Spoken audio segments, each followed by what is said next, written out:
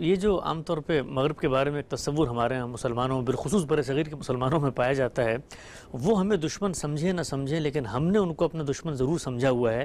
یہ کیوں نہیں ہو سکتا کہ اگر عالمی طاقتیں موجود ہیں اور آپ بھی موجود ہیں اور آپ کمزور جگہ پہ ہیں تو ان سے اچھے تعلقات استوار کیے جائیں، کوشش کی جائے کہ ہم ان کے غیظ و غضب کا شکار نہ ہوں، اور جو کچھ ان سے استفادہ فائدہ اٹھایا جا سکتا ہے وہ اٹھا کر ان کے برابر نہیں آ سکتے لیکن کم سے کم اپنے پیروں پہ تو کھڑے ہو جائیں۔ اس میں کیا شبہ ہے؟ جس چیز پر ہمیں کوئی کمپرومائز نہیں کرنا چاہیے یا مصالحت نہیں کرنی چاہیے، اور بعض موقعوں پر اپنے کسی نسب العین کے لیے جان بھی دینا پڑ جاتی ہے، وہ ہمارا دین ہے۔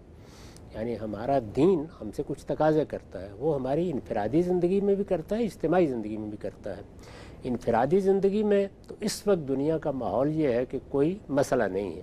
اگر آپ انفرادی زندگی میں اپنے دین پر عمل کرنا چاہتے ہیں تو دنیا بالعموم اس میں رکاوٹ نہیں بنتی، اگرچہ بعض ملکوں میں ایسی صورتحال ہے کہ وہاں لوگوں کے لیے انفرادی طور پر بھی دین کے احکام پر عمل کرنے میں مشکلات پیدا ہوتی ہیں، جیسے چین کے بارے میں، یا اس سے پہلے ماضی کا روس جو سوویت یونین تھی اس میں کہا جاتا تھا۔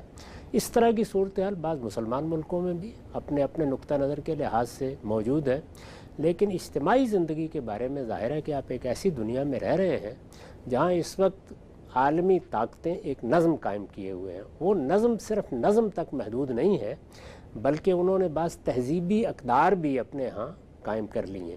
ان تہذیبی اقدار کو وہ فروغ دینے کی بھی کوشش کرتے ہیں، تو اس میں یہ مشکل ہو جاتا ہے کہ ہم اپنے مذہبی تصورات کو اجتماعی زندگی میں جس طرح کے ہمیں روبہ عمل رکھنا چاہیے روبہ عمل رکھیں۔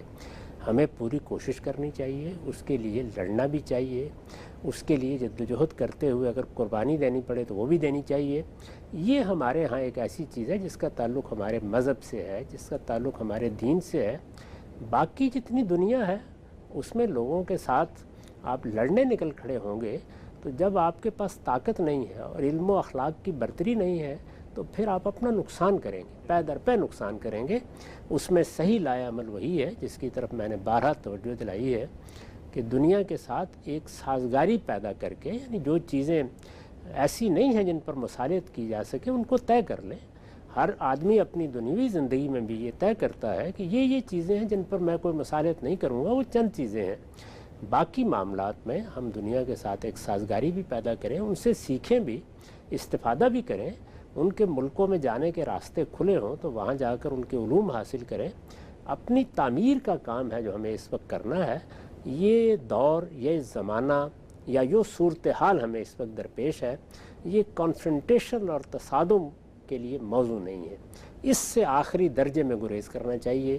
جہاں بھی آپ یہ راستہ اختیار کریں گے وہاں نقصان اپنا کریں گے، دوسروں کا کوئی نقصان نہیں ہوگا۔ اگر آپ غور کر کے دیکھیں تو جن جگہوں پر ہم نے یہ لائے عمل اختیار کیا ہے وہاں یہی صورتحال پیش آئی ہے، یعنی اس کانفرنٹیشن کے نتیجے میں یا تصادم کے نتیجے میں پے در پے نقصان اٹھایا ہے۔ کشمیر کو دیکھ لیں، آپ فلسطین کو دیکھ لیں، آپ افغانستان کو دیکھ لیں، یعنی پورا ملک کھنڈر بن گیا اور اس وقت ایک مذہبی طبقہ ہے جس نے اپنا استبداد وہاں قائم کر رکھا ہوا ہے۔ دنیا کی غلامی سے نجات حاصل کرتے کرتے اپنے ہی اندر کے ایک گروہ کی غلامی میں مبتلا ہو گئے ہیں۔ تو یہ صورتحال ہوتی ہے، اس کو سامنے رکھ کر مسلمانوں کو اپنا لائبل بنانا چاہیے، اور مسلمانوں کے دانشوروں کو، ان کے علماء کو بھی جرأت کر کے اس حقیقت کا اعتراف پیدا کرنا چاہیے۔ اس کے خلاف احتجاج کر کے، اس کے خلاف ہنگامہ کر کے، استعمار کو گالیاں دے کر، دشنام کا ہدف بنا کے کچھ بھی حاصل نہیں ہوتا، صرف جذبات کی تسکین ہوتی ہے۔ یہ دیکھ لیں کہ ہمارے ہاں جو مذہبی مقدسات کے بارے میں جذبات ہیں، کوئی ایک بات بھی آپ دنیا سے منوا سکیں اس کا کوئی امکان ہی نہیں۔ یعنی جب آپ دنیا کو نہیں سمجھ پا رہے اور وہ کس جگہ کھڑی ہے اس کو نہیں سمجھ پا رہے تو صرف دیواروں کے ساتھ سر پھوڑ رہے ہیں، اس کا کوئی حاصل نہیں ہوگا۔